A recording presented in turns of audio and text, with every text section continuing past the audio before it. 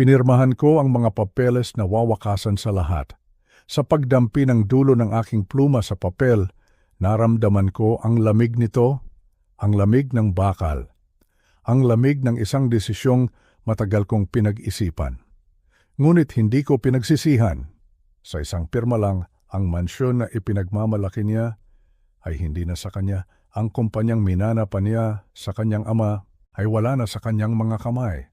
Ang buong legasiya ng pamilya de Villa, ang pangalang pinakaiingat-ingatan niya, ay biglang naglaho.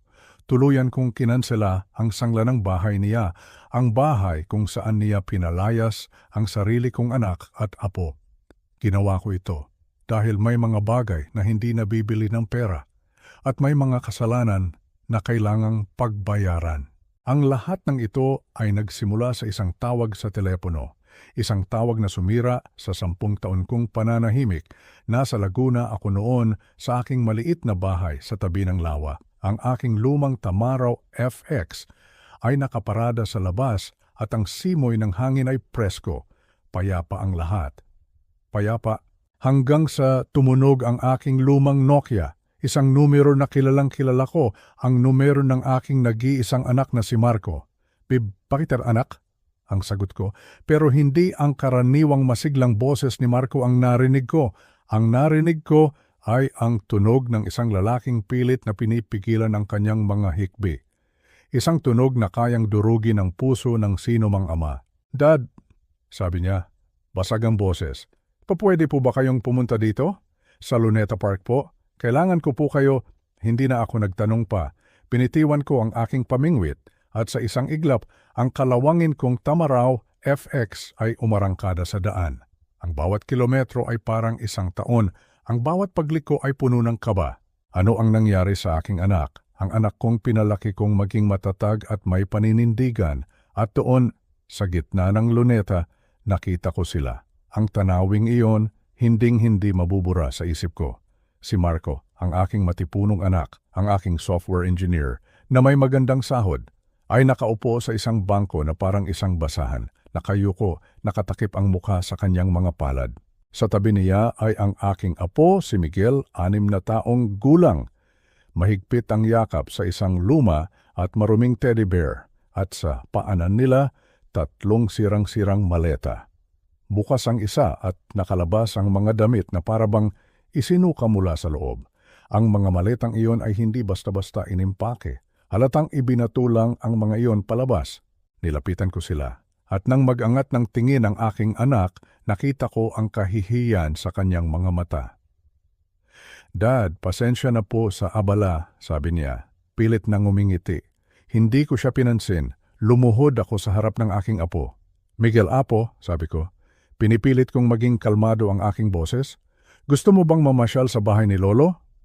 Tumango ang bata. Pero ang mga mata niya ay puno ng takot.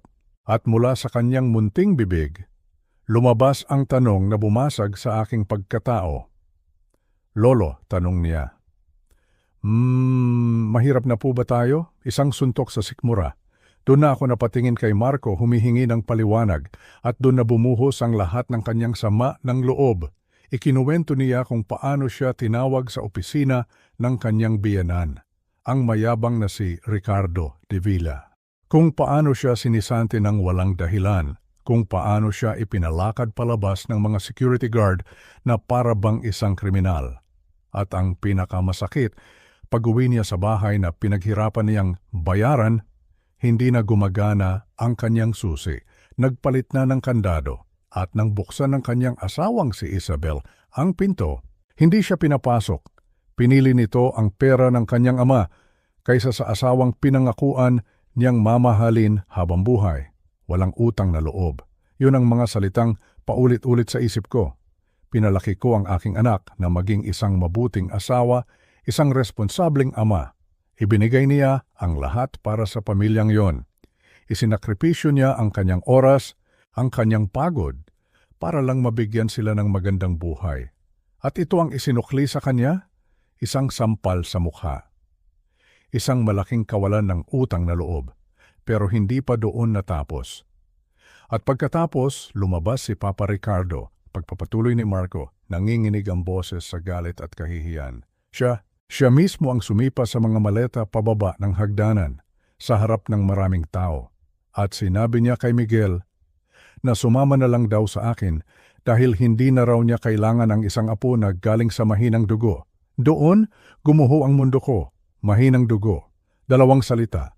Pero ang bigat ay parang isang bundok. Iyon ang huling salitang narinig ko. Ang paghamak, hindi lang sa aking anak, kundi sa buong lahi namin. Ang paghamak sa aming pagkatao, sa aming dignidad. Ang paghamak sa lahat ng pinaghirapan ng aming mga ninuno. Ang dugo ng mga reyes, mahina.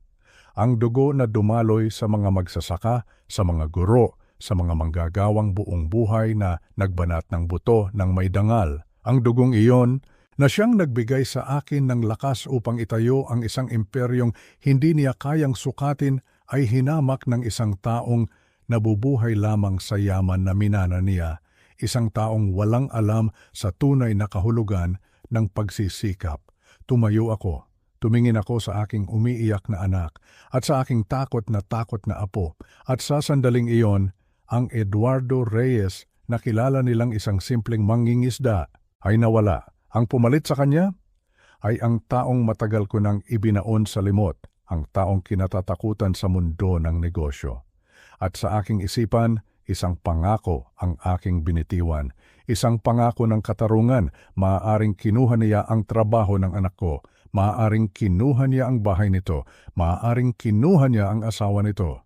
Pero sa paghamak niya sa aming dugo, kinuha niya ang isang bagay na hindi dapat ginagalaw, ang aking kapayapaan. At iyon ang magiging pinakamalaking pagkakamali ng buhay niya. Hindi pa niya alam, ngunit ang digmaang sinimulan niya ay hindi lang laban sa isang ordinaryong pamilya. Ito ay isang digmaan laban sa akin. At sa digmaang ito, sisiguraduhin kong matututunan niya ang isang aral na hinding-hindi niya malilimutan. Ito ay hindi paghihiganti. Hindi. Ito ay katarungan.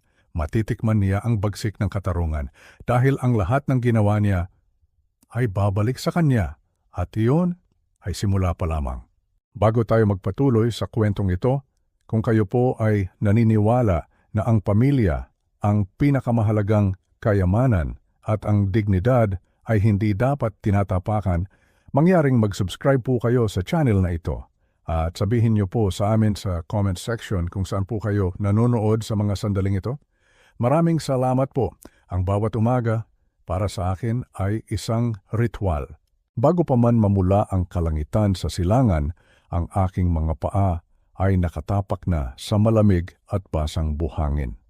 Ang pangalan ko ay Eduardo Reyes, dito sa aming maliit na komunidad sa baybayin ng Batangas, kung saan ang bawat isa ay magkakakilala. Ako ay si Mang Eddie, isang pangalan na kasing simple ng aking pamumuhay. Sa edad na 67, ang aking mundo ay ang lawak ng karagatan. Ang aking munting bangkang demotor na pinangalanan kong Marco, sunod sa aking nag-iisang anak, at ang mga lambat na naging saksi sa halos lahat ng dekada ng aking buhay. Ang mga kamay kong ito ay puno na ng mga guhit ng panahon. Bawat kalyo, bawat kulubot ay isang kwento ng maalat na hangin ng nakakapasong sikat ng araw at ng libu-libong madaling araw na ginugol ko sa laot para lamang may maihaing pagkain sa aming mesa. Ito ang buhay na aking kinalakihan. Ito ang marangal na hanap buhay na bumuhay sa aking mga magulang at ito rin ang bumuhay at nagpaaral sa aking si Marco. Para sa akin, ang tunay na kayamanan ay hindi ang kumikinang na ginto, kundi ang kumikinang na mga mata ng iyong pamilya kapag sila ay masaya at busog. Ang kapayapaan ng loob na dulot ng simpleng pamumuhay, iyon ang aking paraiso. Subalit, may mga lihim na itinatago kahit ang pinakalmadong karagatan. Sa ilalim ng payapang anyo nito ay may mga agos na malalakas, may mga nilalang na hindi pa nakikita ng sinuman. Ganoon din ako. Sa likod ng pagiging si Mang Eddie, ang hamak na mangingisda ay may isang pagkatao na sadyang itinago ko mula sa mundo.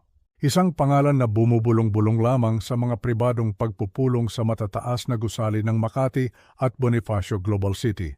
Sa mundong iyon, ako si Eduardo Reyes. Isang pangalan na walang mukha, isang alamat sa industriya ng pananalapi. Ako ang nagtatag, ang utak at ang nag-iisang may-ari ng Reyes Capital, isang investment firm na ang kapangyarihan ay kayang magpayanig ng stock market, magpabagsak ng mga higanteng korporasyon o di kaya'y sumagip sa mga ito mula sa bingit ng kamatayan.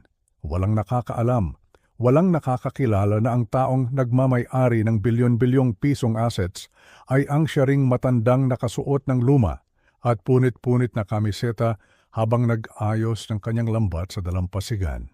Ito ang aking piniling landas, isang paraan upang takasan ng kasakiman, ang pagkukunwari, at ang walang katapusang gutom sa kapangyarihan na nakita kong sumisira sa kaluluwa ng maraming tao. Ang yaman para sa akin ay isang kasangkapan, hindi isang Diyos. At ginamit ko ito para bigyan ng magandang buhay ang aking anak nang hindi siya nilalamon ng sistemang aking kinokontrol mula sa malayo. Ngunit ang kapayapaang matagal kong iningatan ay unti-unti nang winawasak ng isang paparating na unos. At ang sentro ng unos na ito ay ang aking anak, ang aking si Marco. Nitong mga nakaraang linggo, nakikita ko kung paano namatay ang ilaw sa kanyang mga mata. Siya na dati puno ng mga pangarap at tawanan ay naging isang anino na lamang ng kanyang dating sarili. Ang kanyang negosyo, isang maliit na kumpanya na pinaghirapan niyang itayo, ay nalugi. At dahil sa isang pagkakamaling iyon, ang kanyang biyenan, ang mayaman at aroganteng si Ricardo de Villa, ay itinapon sila na parang mga basahan. Si Marco, ang asawa niyang si Isabel at ang aking pinakamamahal na apo, si Leo, ay pinalaya sa mansyon kung saan sila dating nakatira. Walang awa, walang konsiderasyon. Para kay Ricardo, ang pagiging mahirap ay isang sakit na nakakahawa, isang kasalanang walang kapatawaran. At ngayon ang aking pamilya ay nasa aking munting bahay, dala ang kahihiyan at bighati. Gabi-gabi kapag akala nila ay tulog na ako, naririnig ko ang tahimik na pag-iyak ni Marco. Isang tunog na para sa isang ama ay mas masakit pa sa saksak ng 1,000 patalim. Habang pinagmamasdan ko ang dagat kaninang umaga, hindi nakapayapaan ang nakikita ko. Nakikita ko ang isang nagbabantang sama ng panahon. Ang dagat ay nagturo sa akin ng mahabang pasensya. Ngunit tinuruan din ako nito na kapag dumating ang bagyo, kailangan mong harapin ito ng buong lakas. At ngayon, nararamdaman ko na ako ang magiging bagyo. Panahon na para muling magpakilala sa mundo si Eduardo Reyes. Kinabukasan, ang hangin ay tila mas mabigat, mas malagkit. Alam kong hindi na namin maaaring ipagpaliban pa ang kailangang gawin. Nilapitan ko si Marco habang siya ay nakaupo sa aming maliit na balkonahe. Ang kanyang tingin ay blangko, nakatuon sa malayo. Anak, sinimulan ko sa isang boses na malumanay ngunit buo, kailangan nating bumalik sa bahay ni Ricardo. Agad na gumalaw ang kanyang mga mata at nakita ko roon ang isang pamilyar na emosyon, takot at kahihiyan. Itay, huwag na po. Hayaan na lang natin ang mga gamit na iyon, halos pabulong niyang sabi. Ang ideya pa lang na muling makita ang mapanghusgang mukha ng kanyang biyenan ay sapat na para muli siyang panghinaan ng loob. Hinawakan ko ang kanyang balikat. Marco, ang mga bagay na pinaghirapan mo, ang mga laruan ng anak mo, ang mga damit ng asawa mo, sa inyo iyon, hindi natin sila hahayaang kunin pati ang ating dignidad. Sasamahan kita, hindi kita iiwan. Tumagal ng ilang sandali bago siya dahan-dahang tumango. Ang kanyang pagsang-ayon ay hindi dahil sa katapangan, kundi dahil sa tiwala sa akin. Isinama namin ang aking apo si Leo na sa kanyang kawalang malay ay masaya pa ring naglalaro, hindi alintana ang bigat na pasan-pasan ng kanyang ama. Ang biyahe patungo sa mansyon ay isa sa pinakamahaba at pinakatahimik na biyaheng naranasan ko. Ang tanging maririnig ay ang hirap na pag-andar ng makina ng aming halos 20 taong gulang na pick-up truck. Bawat kilometrong aming tinatahak ay parang isang hakbang palapit sa isang berdugo. Habang papalapit kami sa Marangyang subdibisyon, ang aming sasakyan ay tila isang pulubi sa gitna ng isang parada ng mga hari. Mga makikinang na Mercedes, BMW at malalaking SUV ang nakaparada sa gilid ng kalsada. At sa harapan ng mansyon ni Ricardo, may nagaganap na isang malaking pagtitipon. Maririnig ang masayang musika at ang halakhakan ng mga taong nabubuhay sa isang mundong malayong malayo sa amin. Paghinto namin sa tapat ng dambuhalang gate, tiningnan kami ng gwardya mula ulo hanggang paa na para bang kami ay isang dumi na naligaw sa kanyang malinis na nasasakupan. Nang sa wakas ay pinapasok kami, ang lahat ng ingay ay tila huminto. Ang mga mata ng mga bisitang nakasuot ng kanilang mga mamahaling damit at alahas ay napako sa amin. Para kaming mga aktor na pumasok sa maling entablado. At mula sa malaking pinto ng mansyon, lumabas si Ricardo de Villa. May ngiti sa kanyang labi, isang ngiti na hindi abot sa kanyang mga mata. Isang ngiti ng tagumpay at pangmamaliit. Tingnan ninyo kung sinong naglakas ng loob na bumalik, anunsyo niya sa lahat. Ang aking magaling na manugang na bangkarote kasama ang kanyang mangingisdang ama. Ang tawanan na sumunod ay parang mga dagitab na pumaso sa balat ng aking anak. Nakita ko ang pagkuyom ng kanyang mga kamao. Humakbang ako sa harapan niya. Ricardo, sabi ko, pinipigilan ang galit sa aking boses. Kukunin lang namin ang mga gamit nila. Tumawa siya muli. Oo naman. Pero bago iyon, nais kong mag-abot ng kaunting tulong. Alam mo na bilang isang mabuting tao. Pumasok siya at pagbalik ay may dala-dala na siyang isang bagay na nagpatigil sa paghinga ng lahat. Isang makapal na bugkos ng pera. Sa harap ng lahat ng kanyang mga kaibigan, sa harap ng aking apo na nakakapit sa hita ng kanyang ama, walang pag-aalinlangan niyang ibinato ang pera sa damuhan. Ito ay lumapag sa paanan ni Marco. Ang mga asul na papel ng 1,000 piso ay nagkalat na parang basura. Ayan, 250,000 piso. Pambili ninyo ng bagong buhay o siguro pamasahe pabalik sa kung sang hukay kayo nang galing. Ang hiyawan at palakpakan ay nakabibingi. Si Marco ay hindi makagalaw. Ang kanyang mukha ay namumutla. Ang kanyang mga mata ay puno ng luhang hindi makawala. Habang ang lahat ay nakatuon sa kanya, ako ay dahan-dahang yumuko. Tinampot ko ang ilang piraso ng salapi. At doon, sa gitna ng pinakamatinding pagyurak sa aming pagkatao, isang bagay ang napansin ng aking mga matang sanay sa detalye. Ang pera ay bago, masyadong malutong. At higit sa lahat, ang mga serial number nito, BPX 554321, BPX 554322, BPX 54323. Sunod-sunod, perpektong pagkakasunod-sunod. Sa mundo ng pananalapi, iisa lang ang ibig sabihin nito. Ito ay hindi perang dumaan sa normal na proseso ng bangko. Ito ay perang malamig, perang itinatago, perang galing sa ilegal na paraan. Sa isang iglap, ang sandata na ginamit ni Ricardo para ipahiya kami ay naging sandata na ibinigay niya sa aking mga kamay.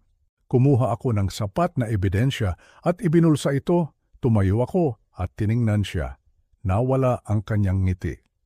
Marahil, sa unang pagkakataon, nakita niya ang panganib sa mga mata ng isang hamak na matandang mangingisda. Ang biyahe pabalik ay binalot ng isang mabigat at nakabibinging katahimikan. Ang mga perang ibinigay ni Ricardo ay nakalagay sa isang lumang supot sa sahig ng sasakyan, hindi ginagalaw, na parabang ito ay isang bagay na nakasusunog. Si Marco ay nakasandal sa bintana, ang kanyang mukha ay nakatago sa dilim, ngunit nakikita ko ang panginginig ng kanyang mga balikat. Ang kanyang pagkalalaki ay dinurog at ang sakit na nararamdaman niya ay halos pisikal na. Ang aking apo si Leo, na marahil ay napagod na sa lahat ng emosyon, ay mahimbing na natutulog sa aking kandungan. Ang kanyang payapang paghinga ang tanging nagpapaalala sa akin kung para kanino ang laban na ito. Pagdating namin sa bahay, pinuhat ko ang aking apo at dinala sa kanyang higaan. Hinalikan ko siya sa noo at kinumutan. Paglabas ko ng silid, nakita ko si Marco na nakaupo sa dilim ng aming sala. Ang kanyang ulo ay nakasubsob sa kanyang mga palad. Walang salitang makapagpapagaan ang kanyang loob sa sandaling ito. Kaya hinayaan ko muna siya. Mayroon akong kailangang gawin, isang bagay na matagal ko nang hindi ginagawa. Pumasok ako sa aking maliit na silid-aklatan. Para sa iba, ito ay isang simpleng kwarto na puno ng mga libro tungkol sa dagat, mga lumang gamit sa pangingisda, at isang mesa kung saan ko inaayos ang aking mga sirang lambat. Ngunit mayroon itong lihim. Sa likod ng isang estante ng mga libro, may isang maliit na pinto na halos hindi mapapansin. Sa loob nito ay isang maliit na espasyo at sa ilalim ng sahig ay isang bakal na kahon. Binuksan ko ito. Sa loob ay ang mga kasangkapan ng aking ibang pagkatao, isang satellite phone na imposibleng matrace, isang laptop na may pinakamataas na antas ng encryption, at isang maliit, itim na aklat na gawa sa katad na naglalaman ng mga numero ng telepono na kayang magpabago ng kapalaran ng mga bansa. Inalis ko sa aking isipan ang pagiging si Mang Eddie.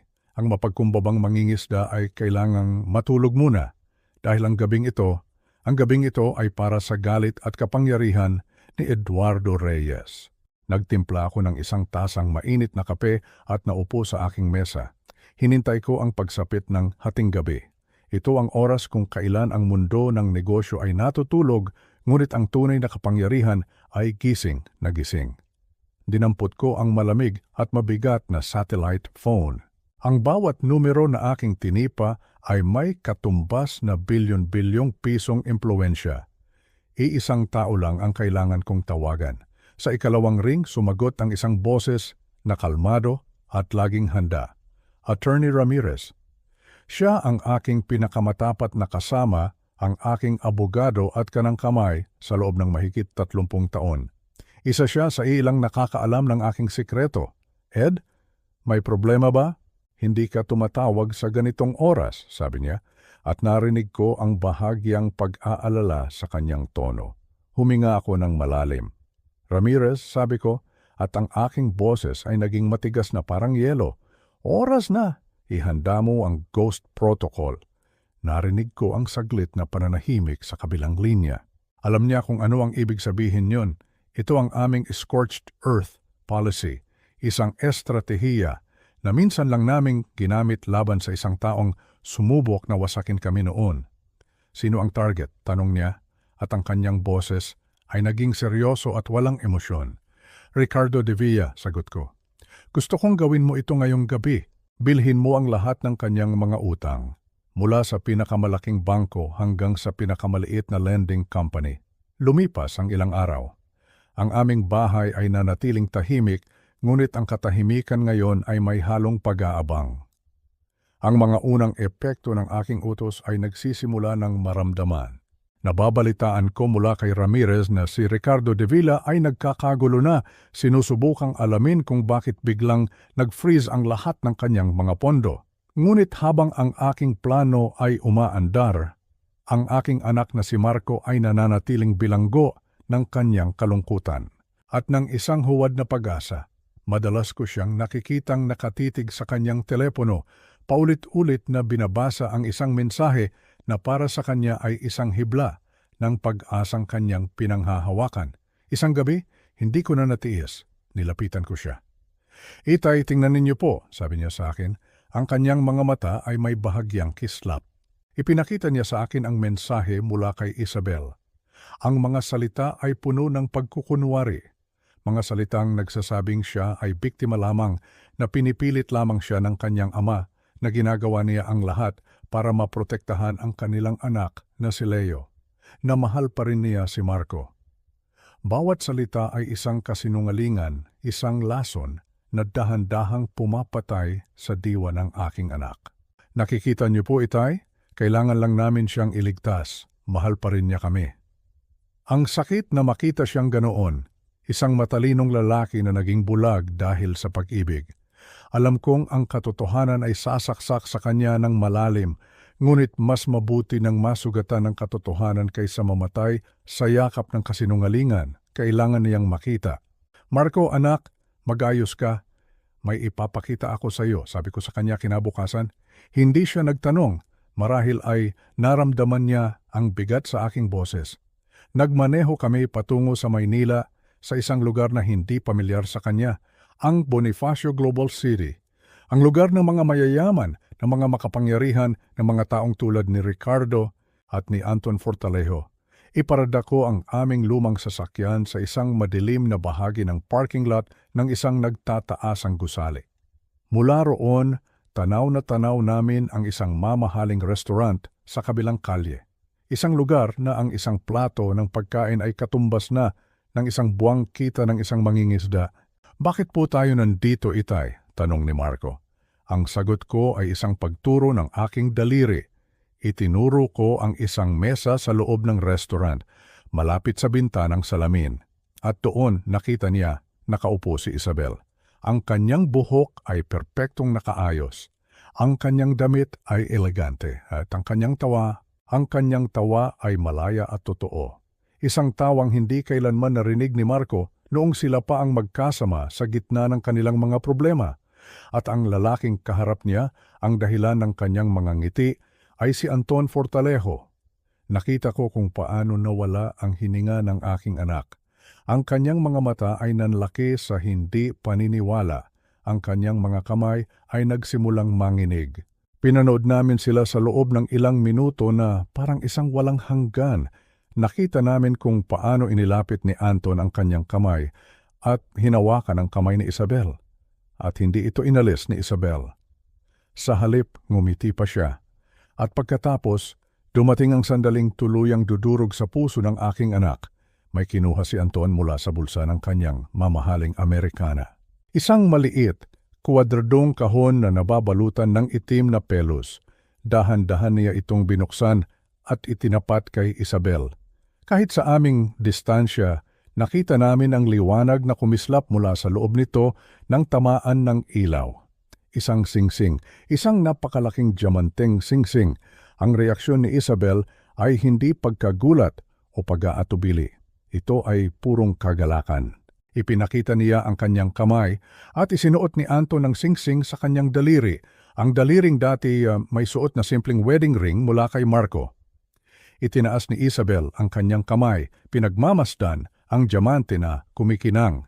At pagkatapos, yumuko siya at hinalikan si Anton, hindi sa pisngi, kundi sa mga labi.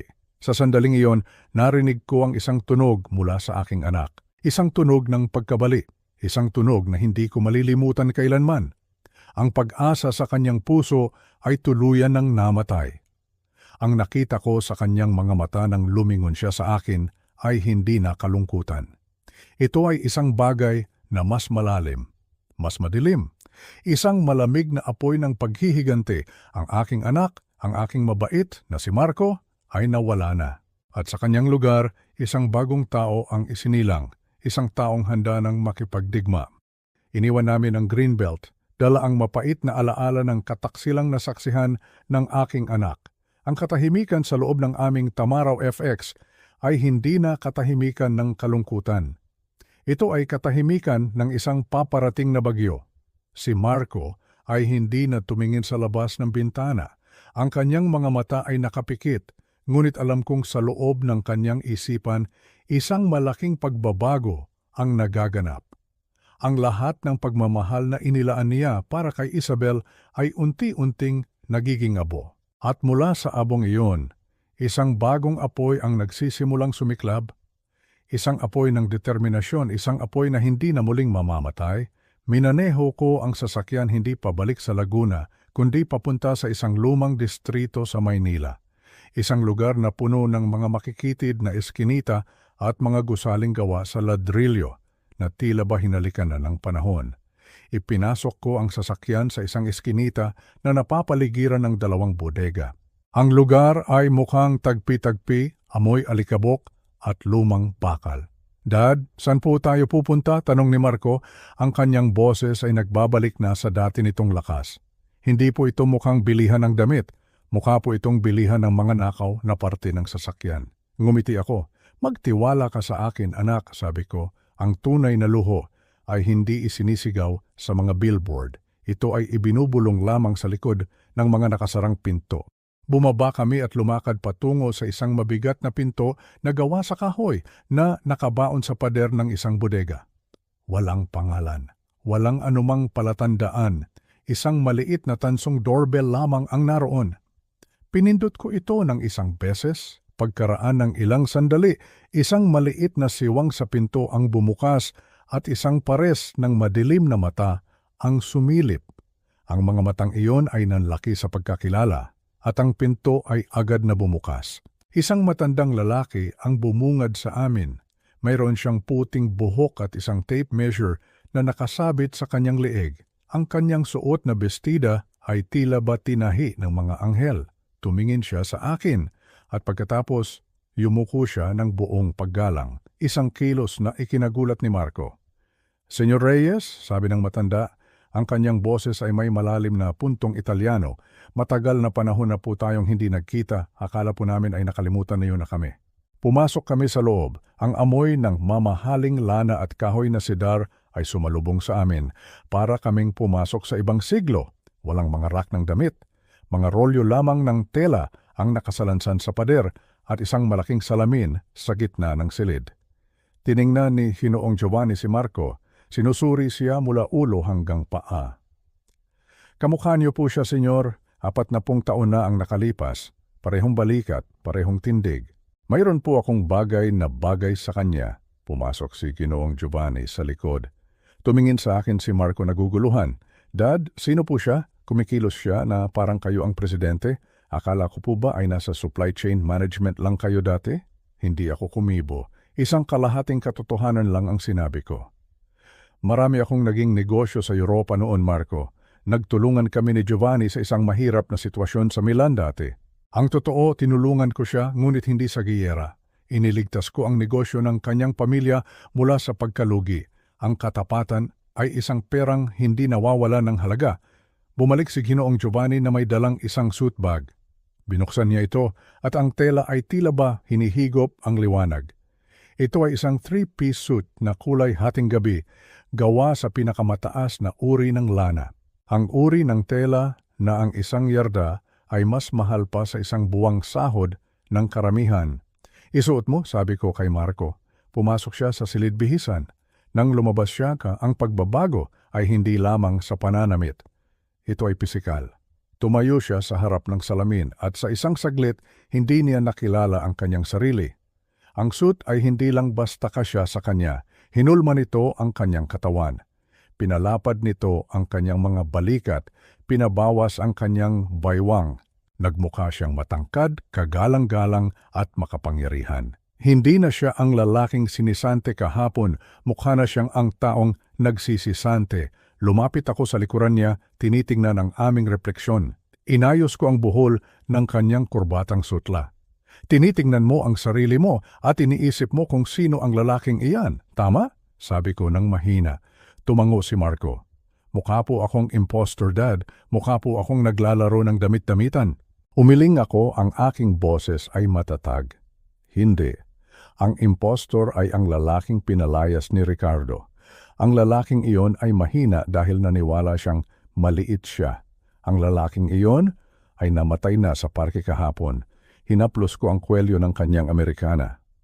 Ang lalaking nasa salamin na ito ay ang bagong Marco. Ang suit na ito ay hindi isang kasuotan, Marco. Ito ay isang baluti. Kapag pumasok ka sa isang silid na suot ito, sinasabi mo sa mundo na hindi ka nakikiupo sa mesa. Sinasabi mo sa kanila na ikaw ang nagmamay-ari ng mesa." Huminga ng malalim si Marco. Tumingin siya sa kanyang refleksyon at sa unang pagkakataon sa loob ng 2 araw, nawala ang kahihiyan sa kanyang mga mata. Ang pumalit ay isang malamig na determinasyon. "Handa na po ako, Dad," sabi niya. Paglabas namin sa eskinita, ang kaibahan ng Italianong suit at ng kalawangin kong tama raw FX ay kapansin-pansin. Habang nakaupo kami sa loob, dinukot ko ang huling piraso ng puzzle mula sa aking bulsa, ang sandata. Isang card. Hindi ito gawa sa plastic. Gawa ito sa itim na titanium. Mabigat, malamig sa kamay. Sa gitna ay ang imahe ng isang centurion. Walang limitasyon ang card na ito. Kaya nitong bumili ng isang fleet ng mga kotse o isang maliit na isla sa isang swipe lang. Iniabot ko ito kay Marco. Nagatubili siya bago ito kunin. "Dad, ito po ba ay isang black card?" "Oo," sabi ko. "Pero paano? Nakatira po kayo sa isang kubo. Nagmamaneho po kayo ng ganitong sasakyan. Ang card na ito ay para sa mga imbitado lamang. Kailangan mong gumastos ng milyon-milyon para lang maging kwalipikado. Tumingin ako sa daan. Sinabi ko sa iyo, Marco, nag-ipon ako para sa tagulan. At ngayon, bumubuhos na. Humarap ako sa kanya. Ngayong gabi magdaraos si Ricardo ng isang charity gala sa Grand Hotel. Isa itong desperadong pagtatangka na makalikom ng pera para mabayaran ang kanyang utang. At ipaparada niya sina Isabel at Anton na parang isang tropeyo para patunayang matatag pa siya. Pupunta tayo sa party na iyon at bibilhin natin ang bawat kasinungalingan na susubukan niyang ibenta. Tumingin si Marco sa card. Hindi lang po tayo manggugulo sa party, sabi niya. Isang maliit at mapanganib ng ngiti ang sumilay sa kanyang mga labi. Pinaandar ko ang makina. Hindi, anak. Hindi tayo manggugulo. Maniningil tayo. Ang Grand Hotel ay kumikinang na parang isang hiyas sa gitna ng kadiliman ng gabi. Isang pulang karpetang nakalatag at ang mga ilaw mula sa kamera ng mga photographer ay kumikislap na parang mga bituin. Pinanood namin ang lahat ng ito mula sa loob ng isang itim na limousine na ipinahanda ko. Malayo na ito sa Tamaraw FX na sinakyan namin kanina. Si Marco ay nakaupo sa tapat ko, abala sa pag-aayos ng kanyang mamahaling relos. Hindi na siya ang anak kong may malambot na puso, mukha na siyang isang taong inilibing na ang kanyang nakaraan at papunta na sa burol. At doon sa itaas ng hagdanan, nakatayo ang komite ng pagsalubong, si Ricardo de Villa, nakasuot ng tuksedo, nakikipagkamay at nakikipagtawanan na parabang walang problema sa mundo. Sa tabi niya, si Isabel at Anton nagpapakuha ng litrato na parang perpektong magkasintahan, isang larawan ng pag-ibig na gawa-gawa para sa isang desperadong layunin. Huminto ang aming limousine sa mismong tapat ng pulang karpet. Bumaba ako muna at ang mga flash ng kamera ay sumalubong sa akin. Pagkatapos, bumaba si Marco. Nakita ko ang eksaktong sandali kung kailan kami nakita ni Ricardo. Ang tawa niya ay namatay sa kanyang lalamunan. Ang kanyang mga mata ay nanlaki. Sa isang iglap namutla siya. Ngunit nang makilala niya si Marco sa kanyang napakagandang kasuotan, ang gulat ay napalitan ng matinding galit. Tumakbo siya pababa ng hagdanan, sinisigawan ng hepe ng seguridad. Security, paalisin niyo ang dalawang iyan dito. Sigaw niya, hindi alintana ang mga bisita at ang media. Ano sa tingin niyo ang ginagawa niyo dito, Eduardo? Isa itong black tie gala, hindi isang soup kitchen. At ikaw, binalingan niya si Marco. Nang arkila ka ba ng kasuotan, Marco? Para magpanggap na mayaman sa huling gabi bago ka bumalik sa basura? Ngunit ang Marco na kaharap niya ngayon ay iba na. Hindi siya yumuko, hindi siya natinag. Mas matangkad siya kay Ricardo at sa unang pagkakataon, ginamit niya ang kanyang taas. Nandito kami para sa subasta, Ricardo, sabi ni Marco sa isang boses na kalmado. Tumawa si Ricardo ng malakas. Subasta? At ano ang ipambibili nyo? Mga food stamp? Security? Kalad ka rin nyo na sila palabas. Lumapit ang security guard, akmang hahawakan ng braso ni Marco. Ngunit sa halip na umiwas, dinukot ni Marco ang isang bagay mula sa loob ng kanyang Amerikana. Isang makapal na sobre na may gintong selyo. Mayroon kaming imbitasyon, sabi ni Marco. Kinuha ito ni Ricardo at pinunit ng walang pag-iingat. Imposible, ako mismo ang nag-aproba sa listahan ng mga bisita. Inilabas niya ang card sa loob. Hindi ito ordinaryong papel. Ito ay isang matigas na card na nababalutan ng ginto, ang uri ng imbitasyon na ipinapadala lamang sa 5 pinakamalalaking posibleng donor. Tiningnan ni Ricardo ang pangalang nakaukit dito, Reyes Capital and Associates. Nagsimulang manginig ang kanyang mga kamay. Reyes Capital? Ninakaw niyo ito, mga magnanakaw, sigaw niya. Ang akusasyon ay mabigat. Ang mga tao ay nagbubulungan. Ang mga kamera ay muling kumislap. Ngunit bago pa man makakilos ang mga guwardiya, lumabas ang manager ng hotel mula sa entrance. Siya rin ang manager ng bangko kaninang umaga. Lumapit siya ng may autoridad. May problema po ba, Mr. De Villa? Tanong niya. Oo, ang 2 impostor na ito ay nagnakaw ng imbitasyon. Itinuro kami ni Ricardo. Kinuha ng manager ang imbitasyon mula sa kamay ni Ricardo. Tiningnan niya ito ng wala pang isang segundo. Mr. De Villa, sabi ng manager sa isang malamig na boses, ang imbitasyong ito ay balido. Ito ay direktang ipinadala mula sa Board of Directors ng charity kaninang umaga para kay Mr. Eduardo Reyes at sa kanyang kasama. Natigilan si Ricardo. Ano? Sinungaling? Sino si Eduardo Reyes? At doon, lumakad ako pasulong. Ako si Eduardo Reyes, sabi ko. Ang aking boses ay mahina ngunit may bigat ng isang martilyo at ito ang aking anak, si Marco Reyes. Kinakatawan namin ang kapital na magliligtas sa iyong subasta ngayong gabi, maliban na lang kung ayaw mo ng aming pera. Napilitang manahimik si Ricardo. Kung palalayasin niya kami, palalayasin niya ang pinakamalaking donor sa harap ng lahat. Mukha siyang tanga, kinailangan niyang lunukin ang kanyang pride. Kinailangan niyang papasukin ang lobo sa kulungan ng mga tupa dahil masyado siyang desperado. Naglakad kami paakyat ng hagdanan. Sa tuktok, hinarap namin sina Isabel at Anton. Nakita ni Isabel ang pagbabago kay Marco, ang kanyang tindig, ang kanyang kasuotan, ang lamig sa kanyang mga mata. Marco, sabi niya, naguguluhan. Anong ginagawa mo dito? Nandito kami para bumili ng isang bagay, sabi ni Marco. Narinig ko kasing may fire sale sa legasiya ng pamilya De Villa. Sumingit si Anton. Makinig ka, talunan, hindi ka nabibilang dito? Ngumiti si Marco, isang ngiting parang sapating.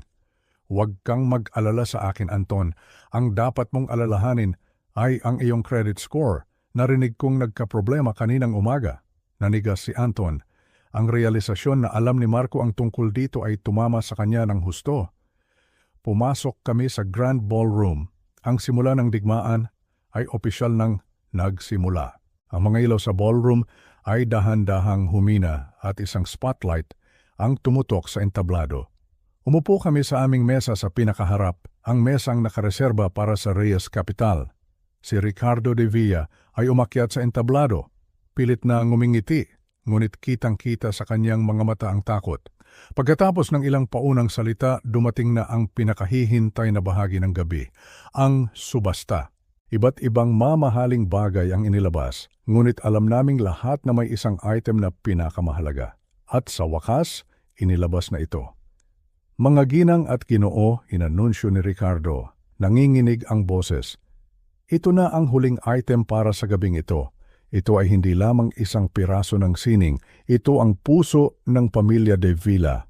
Inalis ang takip na pelus at bumungad ang isang lumang painting, isang larawan ng nagtatag ng kanilang angkan, isang simbolo ng kanilang marangal na dugo. Ang heirloom na ito ay nasa aming pamilya sa loob ng 4 na henerasyon, sabi ni Ricardo. Ito ay sumisimbolo sa aming katatagan. Ang panimulang tawad ay 2,000,000 at 500,000 piso.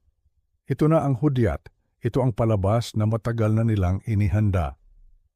Si Anton Fortalejo na kanina pabalisa sa kanyang telepono ay agad na itinaas ang kanyang paddle.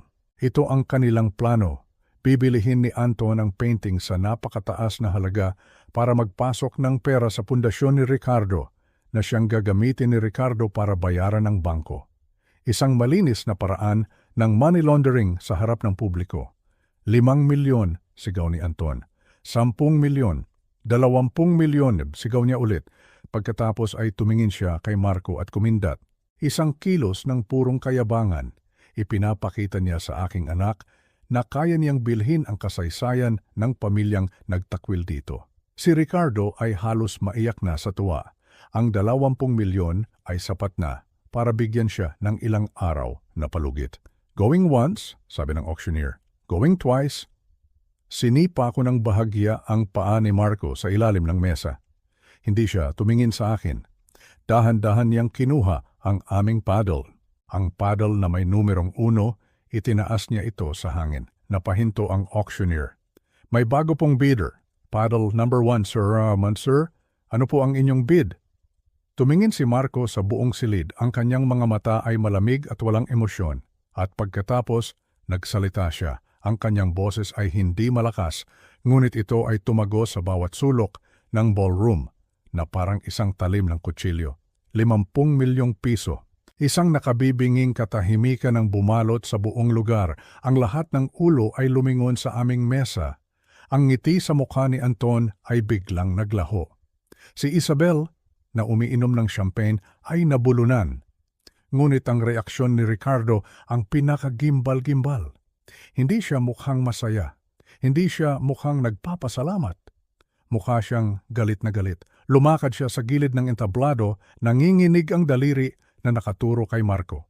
Itigil yan! Itigil niyo yan! Isa niyang panloloko. Sigaw niya basag ang boses. Wala siyang pera. Yan ang dati kong manugang. Sinisanti ko siya kahapon. Nakatira siya sa isang barong-barong.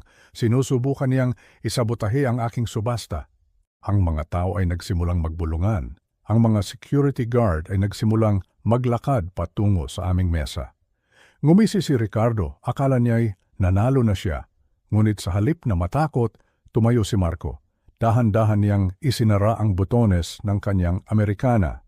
Lumakad siya patungo sa entablado at ang mga tao ay nagsipagbigay daan. Hiningan siya ng auctioneer ng agarang verification of funds.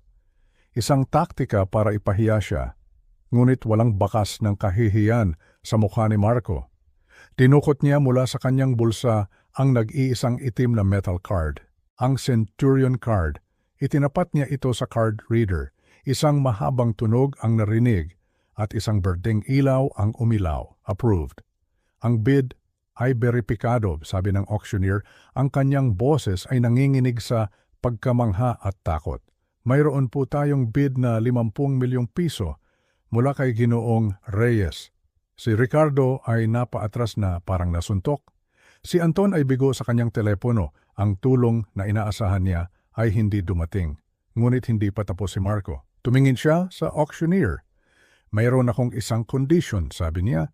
Dahil si Ginoong de Villa mismo ang naghatid sa akin palabas ng kanyang tahanan kahapon, nararapat lamang na siya mismo ang maghatid ng painting na ito sa akin.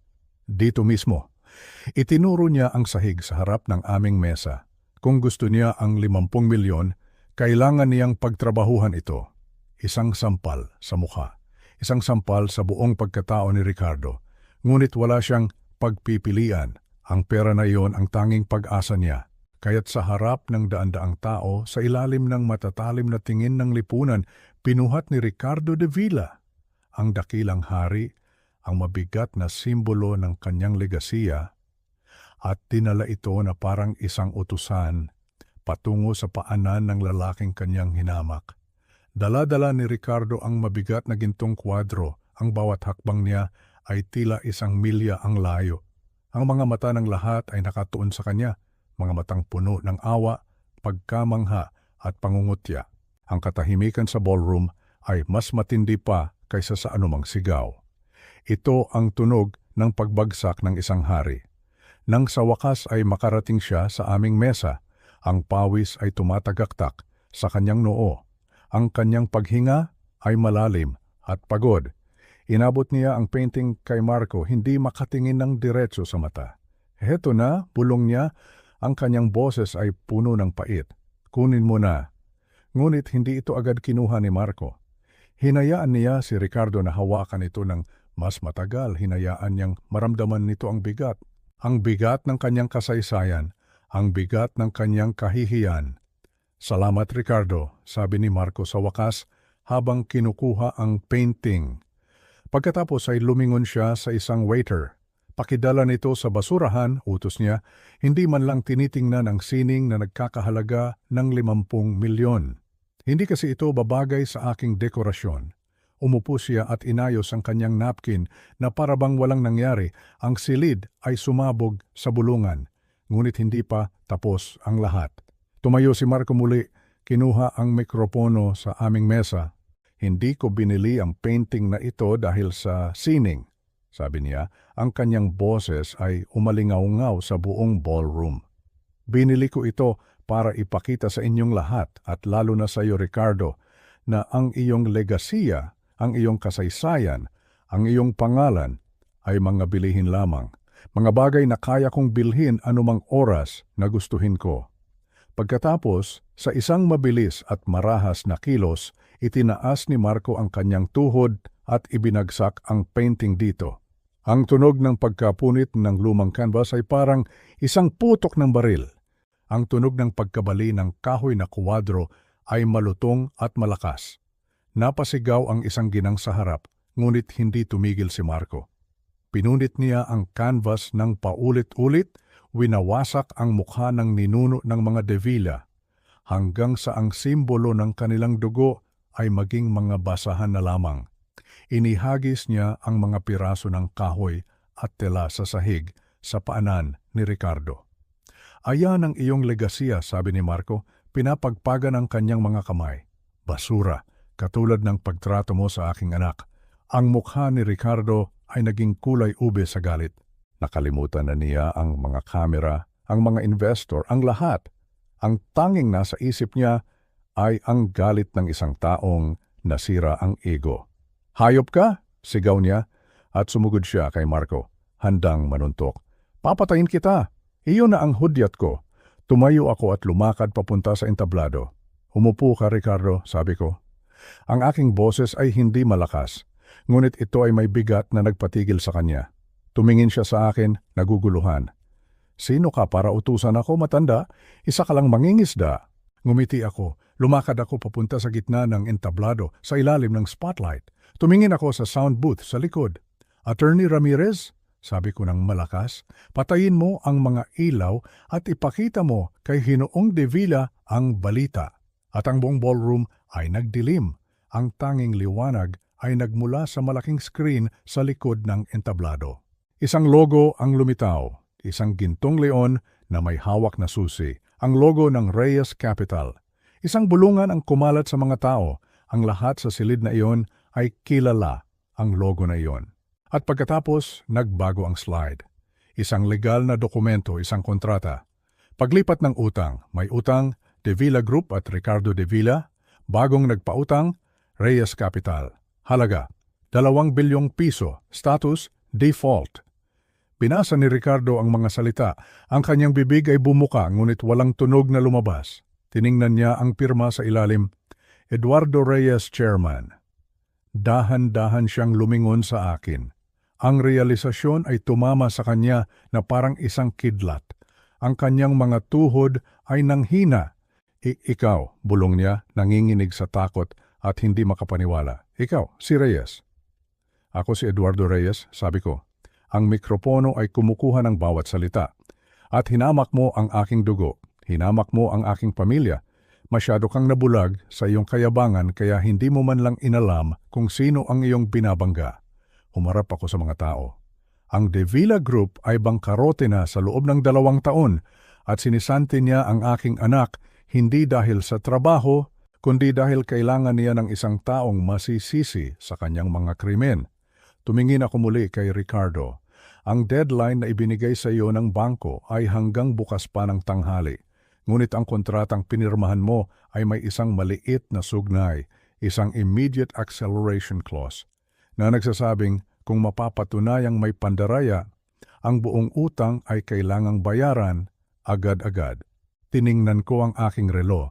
9:09 na ng gabi. Ipinapatupad ko na ang sugnay na iyon, ang iyong kumpanya, ang iyong bahay, ang iyong legasiya. Simula sa minutong ito ay pag-ari ko na. Huminga ako ng malalim, napakalalim.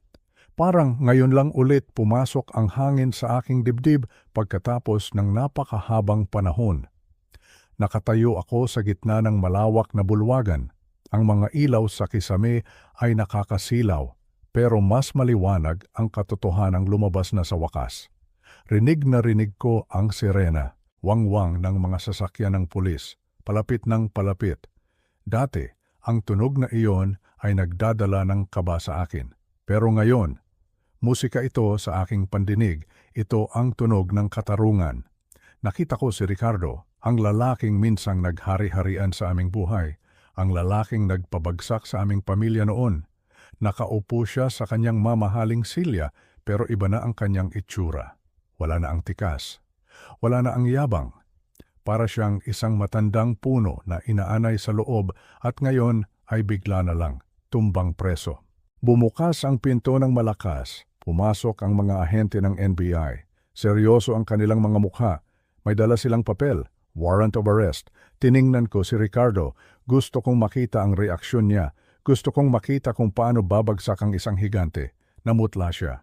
Nanginginig ang kanyang mga kamay habang pilit niyang inaayos ang kanyang kurbata.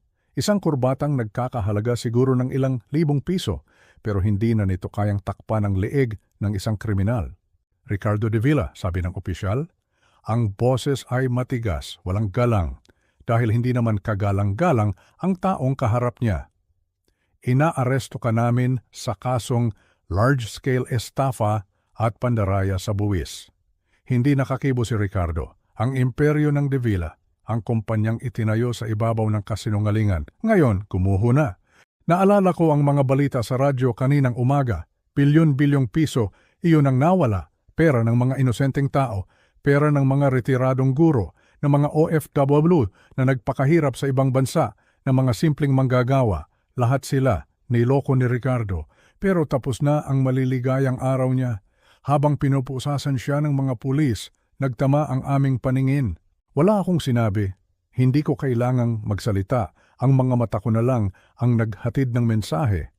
Tapos na, Ricardo, nanalo na ang katotohanan. Nakita ko ang takot sa kanya. Takot ang isang taong alam na wala na siyang kawala. Ang dating makapangyarihan, ngayon ay isa na lang preso. Dinala siya palabas ng gusali. Sinundan siya ng mga kamera. Ang daming flash ng litrato. Siguradong laman siya ng bawat dyaryo at balita sa telebisyon bukas. Nang makaalis sila, naiwan ang katahimikan. Nakatingin ako sa bintana, tanaw ang abalang kalsada ng Makati.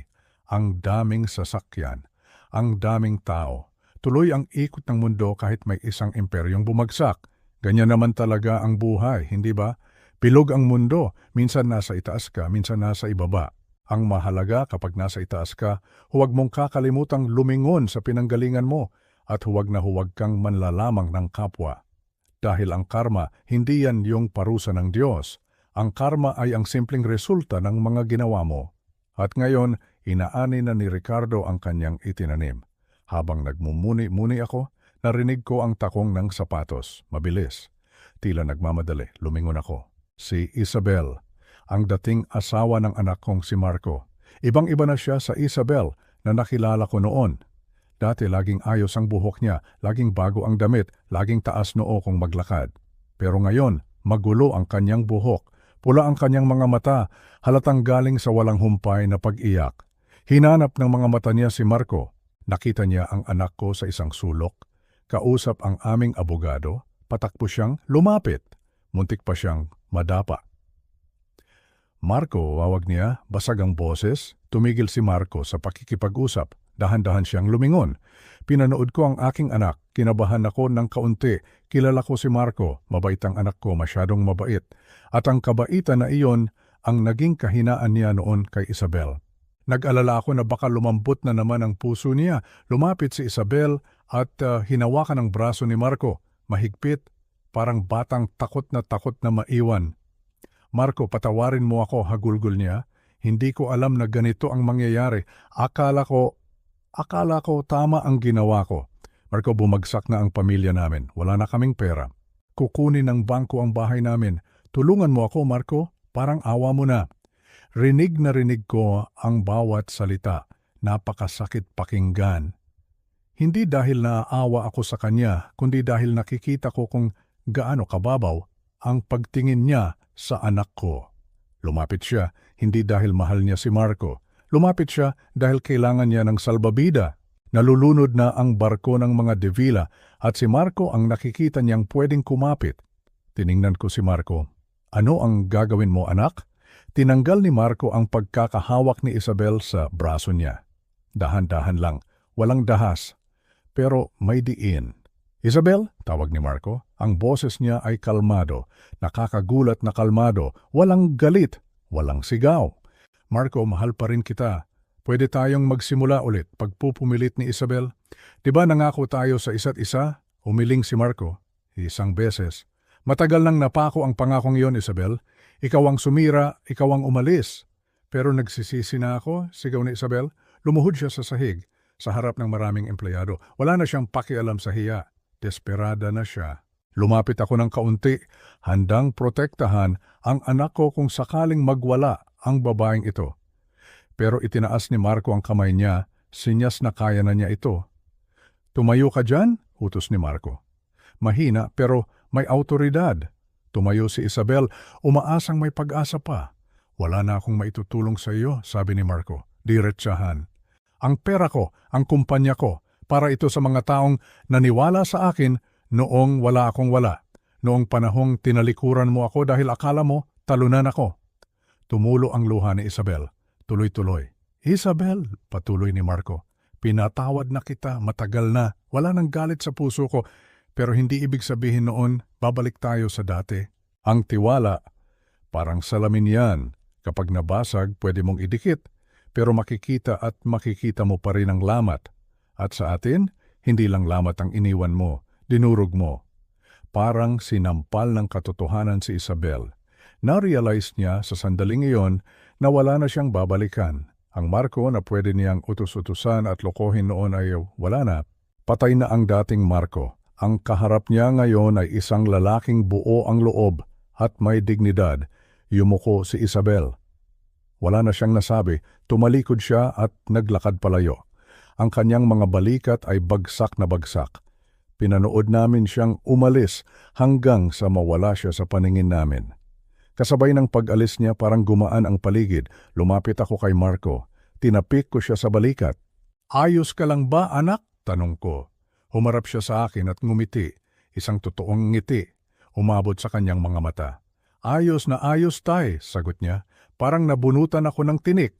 Niyakap ko siya. Mahigpit na yakap ng isang ama. Ramdam ko ang tibay ng kanyang katawan. Malaki na ang ipinagbago niya. Mula sa pagiging isang binatang naliligaw, ngayon ay isa na siyang tunay na haligi. Lumipas ang ilang linggo. Mabilis kumalat ang balita. Ang pagbagsak ng Davila Corporation at ang pag-angat ng aming bagong kumpanya. Nandito kami ngayon sa harap ng bagong opisina. Nasa Pasig ito, malapit sa ilog. Sariwa ang hangin dito kumpara sa dati naming lugar. Simple lang ang gusali, hindi kasing rangyanang sa mga Davila, pero matibay, gawa sa marangal na pundasyon. Nakatingala ako sa sign na kakakabit pa lang, Reyes Innovations. Kay sarap basahin. Ang apelido namin, nakalagay dyan hindi dahil sa panloloko, kundi dahil sa husay at talino ng anak ko. Tay, tawag ni Marco. Handa na ang opisina mo sa taas, yung pinakamalaki, may view ng Laguna de Bay. Tumingin ako sa kanya. Nakasuot siya ng barong Tagalog, ang gwapo ng anak ko, manang-mana sa nanay niya. Umiling ako at ngumiti. Hindi na anak, sabi ko. Kumunot ang noo niya. Po, anong ibig mong sabihin? Hinawakan ko ang kanyang mga kamay. Magaspang pa rin ang mga kamay ko, tanda ng ilang taong pagtatrabaho. Ang kamay niya, makinis na, pero alam kong handang magtrabaho. Marco, simula ko, ang Reyes Innovations, sa iyo yan. Ikaw ang nag-isip niyan. Ikaw ang nagpuyat dyan. Ikaw ang nagpatakbo niyan nung panahong pagod na ako.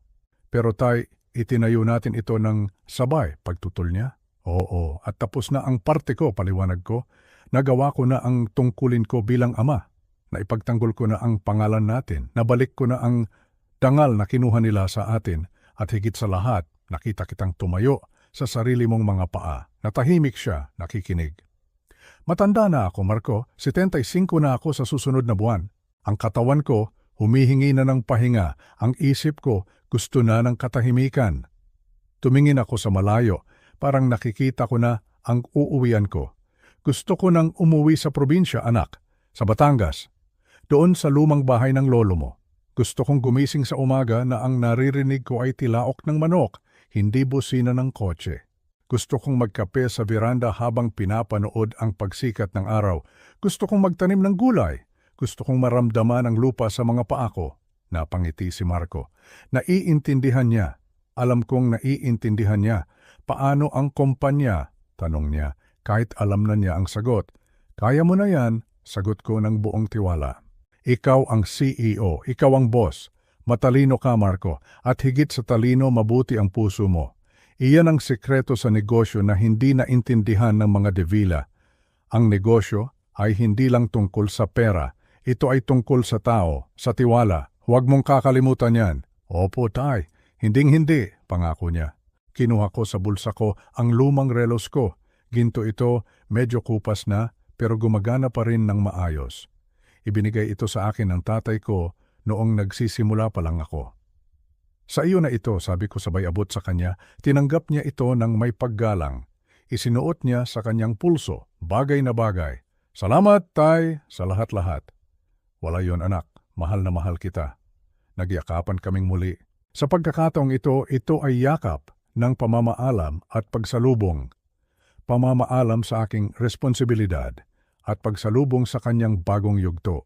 Kinabukasan, inihatid ako ni Marco sa sakayan. Hindi ko na pinadala ang driver, gusto kong maging simple lang.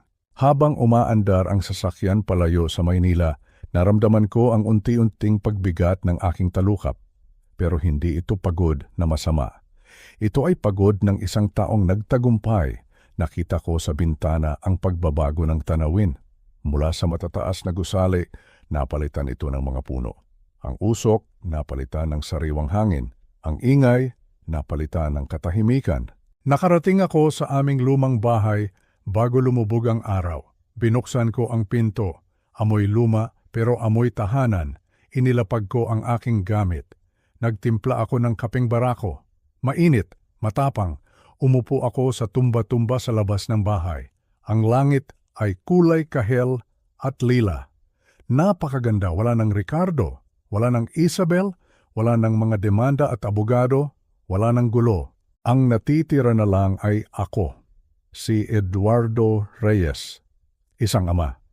Isang lolo sa mga magiging apo ko balang araw. Napapikit ako at dinama ang hangin. Naalala ko ang lahat ng pinagdaanan namin. Ang hirap, ang gutom, ang pang-aapi, ang sakit. Pero lahat ng iyon nagdala sa amin dito, sa tagumpay. Kung totoo man ang buhay ay isang gulong, masaya ko na sa huling yugto ng buhay ko, huminto ang gulong sa payapa at maliwanag na parte. Nagdasal ako ng tahimik. Panginoon, maraming salamat po, hindi niyo kami pinabayaan. Salamat sa katarungan, salamat sa bagong simula. Ipinagkakatiwala ko na po sa inyo ang anak ko. Gabayan niyo po siya. Dumilat ako. May isang bituin na lumitaw sa langit. Ang unang bituin sa gabi. Ngumiti ako. Payapa na ang kalooban ko. Buo na ang pamilya ko. Ito ang aking huling laban. At sa wakas, tapos na. Pwede na akong magpahinga. Magandang gabi sa inyong lahat.